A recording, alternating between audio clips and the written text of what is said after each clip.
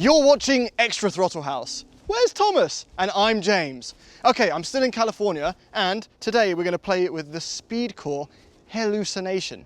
It's called the Hellucination because under this hood is a elephant engine, and it's not an uprated iron block like the one you find in the Demon or the Superstock or the Red Eye.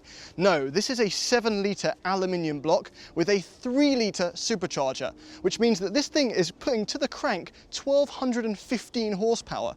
More importantly, 1,000 horsepower to the wheels. The last car I stood next to that was north of 1,200 horsepower was a Lucid Air Sapphire, which is completely electric. This is very much not electric. Now, those who know will know that this is a 68 Charger body. However, the only thing it shares with the actual 68 Charger is the VIN. Everything else has been remade. So this is rendered in full carbon fiber. So instead of being north of 4,000 pounds like the normal Challenger Hellcats, this is actually just under 4,000 pounds. By no means a Lotus Elise, but still lighter. Now, the things that you'll notice that are odes to the original are these Hideaway headlights. So when they're on, they appear, but when they're off, they're hidden amongst the grille, so it makes for a very clean look. That might be my favorite thing about this car, but it still gets more interesting from there. So first of all, those you'll notice are orange, like the ones you see in the Red Eye and the Hellcats, and those in tandem with the wheels are an homage to General Lee from Dukes of Hazzard. But this car is full of tributes actually, because you'll notice that this hood vent is very similar to the one on the Demon, the big nostril, and that's because it needs to feed the supercharger. But in opposition to the Demon, the hood opens this way. And the reason it has all those little tributes, and this is the most exciting part of the day, is because the same man that designed the 5th gen Viper and the Challenger and the Charger is the same man that owns this one-of-one Hellucination. And his name is Ralph Gilles. And he's going to join me as my passenger as I drive his priceless car. Good judge. Okay, welcome to your car. Yes. Thank you for joining us. All right, now I'm going to embarrassingly try to start this because James, you're human number 4 that's driven this car, so... Really? Do you realize this moment? You're sleeping with my wife, basically.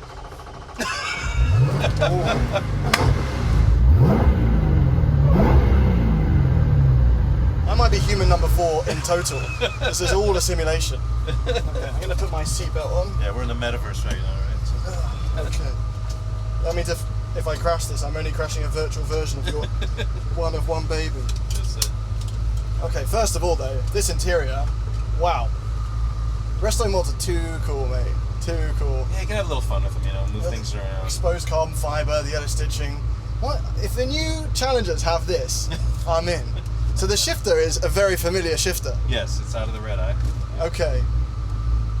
That steering wheel is not familiar. That's a small diameter, thin steering wheel. Okay.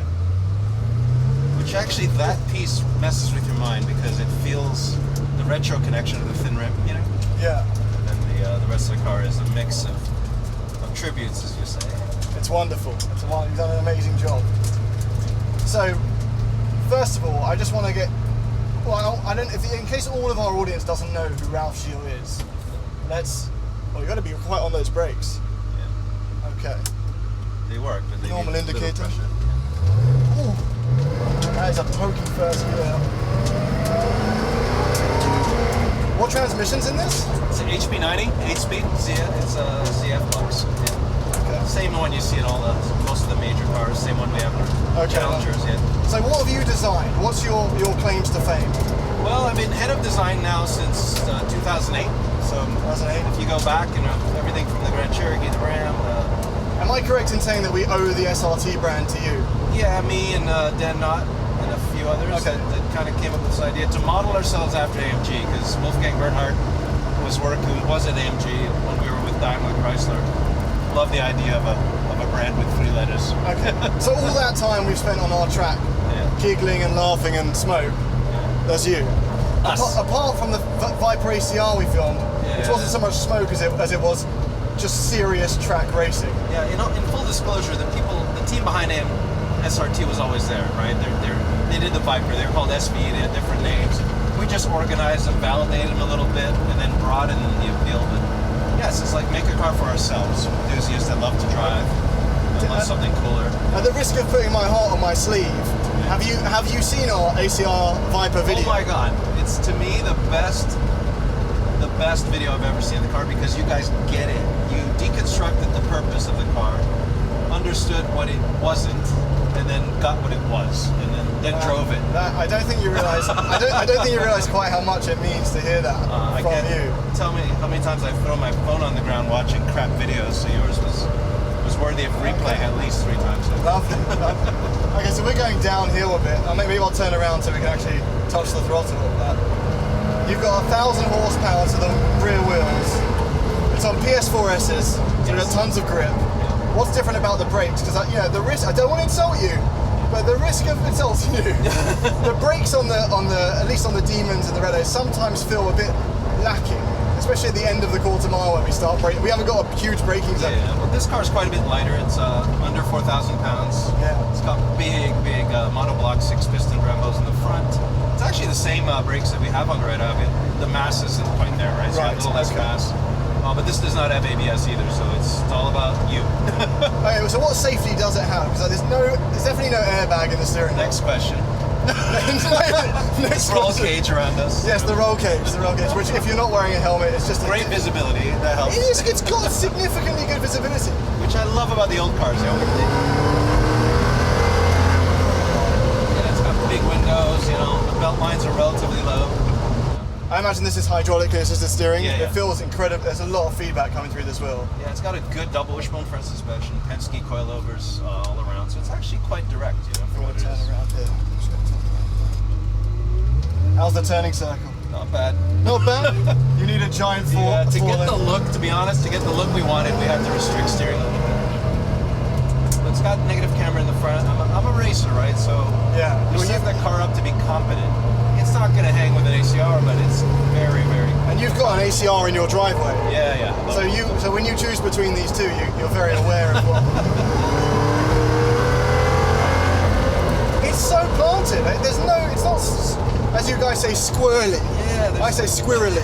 One thing I've noticed the first time it got delivered at a racetrack, so I basically was born on track. Yeah. It doesn't squat, pitch, or roll. Right. So some of the things you associate to an old American. No, it doesn't car, feel boaty. It feels big. It kind of messes with your mind. So the sense of speed is hard to detect. It builds and builds speed. Wonderful. Yeah. There's a lot of mechanical sounds as well. Yeah. We've tuned the power down a little bit. It's because we're still sorting the shifting schedule. But once we sorted that, we're gonna turn it up. So it's capable of 1,000 to the wheels. Oh, well over that. Well over. Yeah, the elephant block is designed as a drag block. It's got big multi 6-bolt mains, big giant racing connecting rods. It's got a full jacketed upper block. It's really well made engine. It's made like a race motor basically. And am I correct in saying that Kevin Hart has number 2 of the Elephant engines? We argue, yes, he does technically. Okay, but this is 001. I bought it and I shipped it over there, and they sat on it for months and months as we figured out what we were going to do with this car. Okay, but this is the Speed Core. So you work with Speed Core and you put this together. I saw their, I think it's called Evolution. They've done 3 of these carbon vehicles. Mine's the only 68. The others are 70s. Yeah. I love the look of this 68. That really sinister front end. Oh, it's amazing. And we're here during Car Week, and it's hard to stand out in Monterey Car Week. Like a Rimac Nevera and a McLaren 720S just went past us. Yeah. But this somehow still gets looks and thumbs up in a time where it's quite easy to desensitize to exciting cars. And I love how people get it. Initially from a distance it looks like a regular resto mod, but then they get closer and closer, and then that face. Oh my God. Yeah. They see the carbon. They see the carbon detail. catches the sun. Yeah. And then they look at me like I'm properly crazy. You are properly crazy. You designed the Viper ACR. Yeah. Well, my friends, I enabled it, and we weren't together. You're an enabler. The Viper taught me to drive, because it's one of those vehicles that gets a bad rap. Yeah. But once you master it, you can drive anything. I was shocked. The grip is amazing. It really is. Yeah. It really is. We have to trust it. It's a folklore, like the 911 back in the day. 911's, let's say, its folklore scared people away from it, but it's become such a competent vehicle. You mean that it would rotate and kill people? Yeah, lift throttle oversteer, on throttle oversteer, and hesitation throttle oversteer. all of the oversteers. Yeah, this car. Back to this machine. It's really the philosophy of mixing a lot of things that I've grown up with.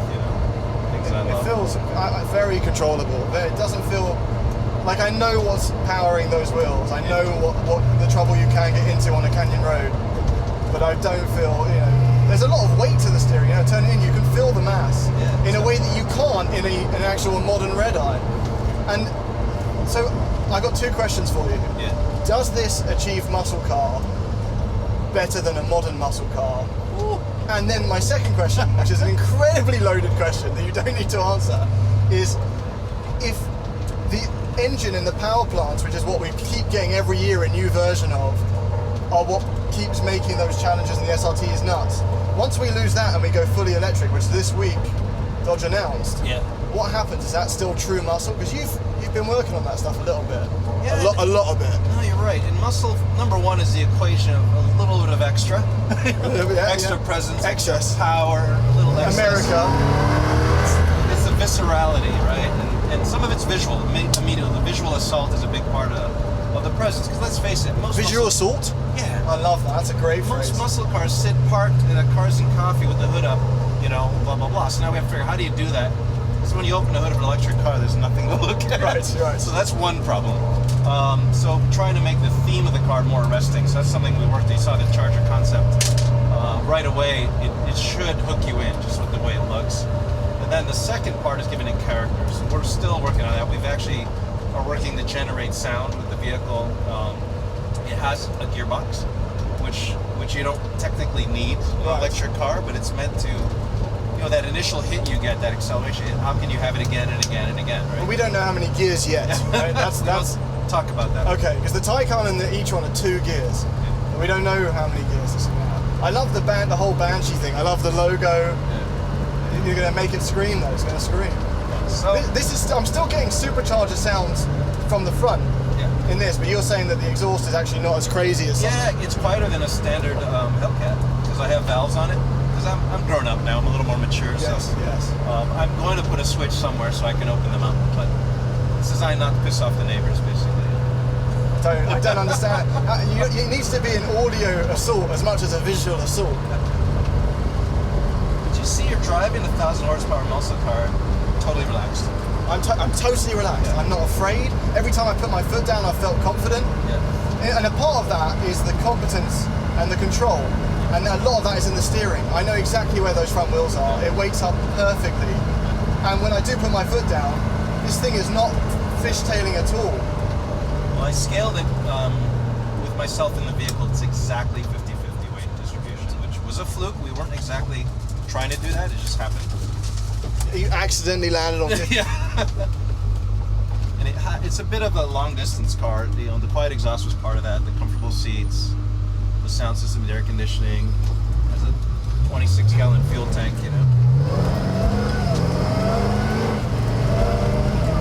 It's got air conditioning. Yeah. You can cruise in it.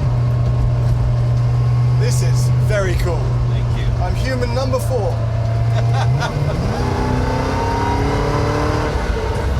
Wonderful, absolutely wonderful.